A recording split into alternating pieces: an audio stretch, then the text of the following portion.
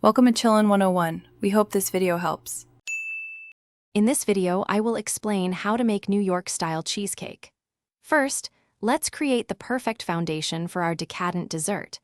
You'll need to combine 1 1/2 cups of graham cracker crumbs with 1/4 cup of granulated sugar.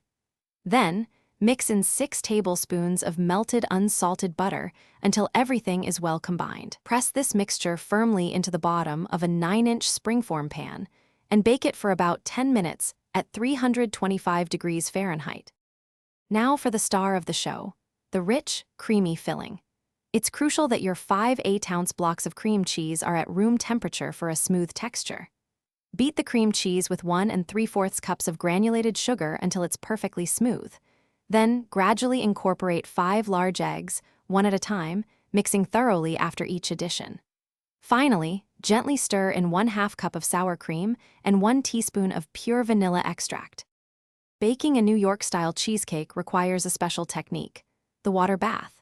First, wrap your springform pan securely in heavy-duty aluminum foil to protect it from water. Place this wrapped pan into a larger roasting pan.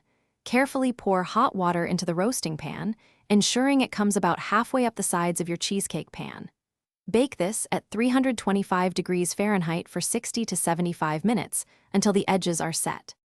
The cooling process is just as important as the baking for that perfect texture. Once baked, turn off your oven and leave the cheesecake inside with the door slightly ajar for about 1 hour. This prevents cracking.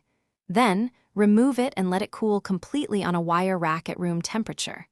Finally, refrigerate your cheesecake for a minimum of 6 hours, or even better, overnight, before serving.